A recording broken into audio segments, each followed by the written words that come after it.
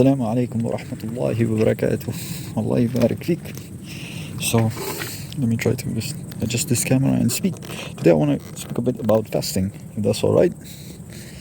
I hope that's alright with you guys, huh? So, if you have any questions in the comments, just let me know ASAP. What do you want to, what are you struggling with, So I can look into it, or perhaps I already know the answer to it. So just to make your lives easier, even though Islam is already very easy. So, fasting. If a person is fasting Ramadan, he has to, of course, stay away from food, drink, and intercourse mainly. And this means it can be a bit tough for some individuals, right? It could be problematic. So let's talk about first the traveler.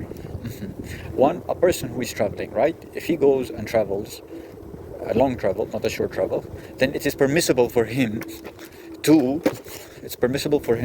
leave fasting for 4 days or 3 days, because he would be considered a traveler. If he stays in an area which is not his residence for less than 4 days, he would be considered a traveler. However, if he will stay more than 4 days, then he may not break his fast.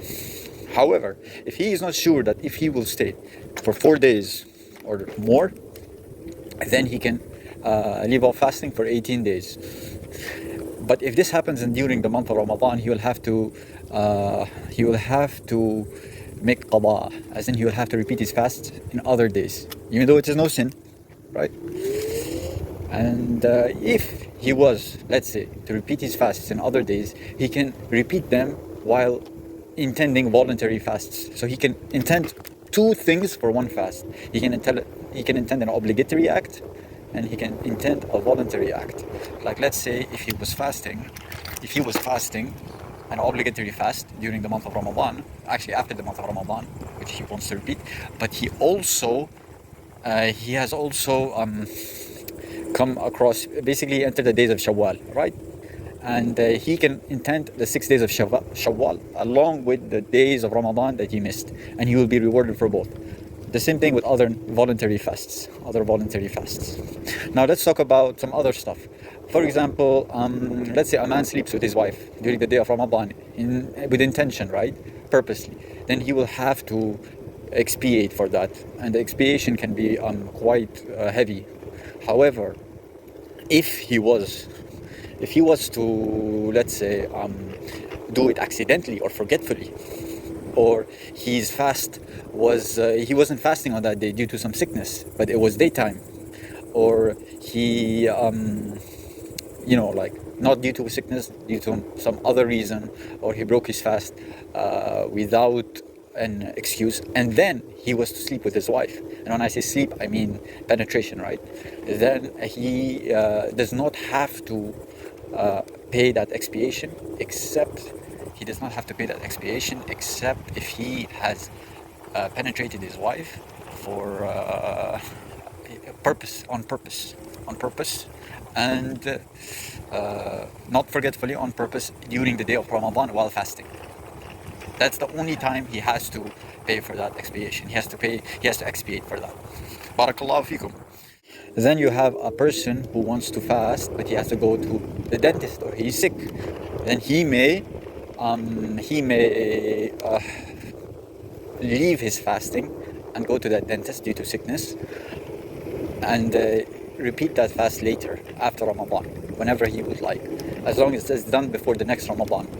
As for the person, let's say, who has a sickness where he cannot recover from it, and it would harm him or increase his sickness during a fast, then all he'll have to do is pay 2 handfuls of, when I mean 2 handfuls, I mean 2 hands together, like 2 handfuls of food to a poor person for every day he misses. And if he is able to recover from that sickness, then when he recovers from it, all he'll have to do is to repeat the fast in other days after Ramadan. As for the woman who is breastfeeding her child, if she fears the harm for her child, then she will have to repeat the fast after Ramadan when she fears not, and she will have to pay the fidya, which is 2 handfuls, as mentioned earlier, to a poor person, and it has to be done during Ramadan. And and she will also have to repeat that fast, if I didn't mention that earlier. However, if she fears for herself, then all she'll have to do is repeat the fast. If a person is fasting, right, and he, let's say, injects himself with a syringe for treatment or some other useful purpose, then not for sinful reasons. If he injects, God in heaven.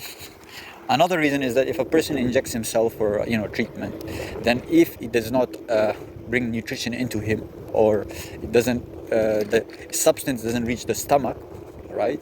Or if it does not pass through one of the cavities, open cavities of the body, with whatever medicine he's using apart from injection, then his fast is not invalid and he may continue fasting.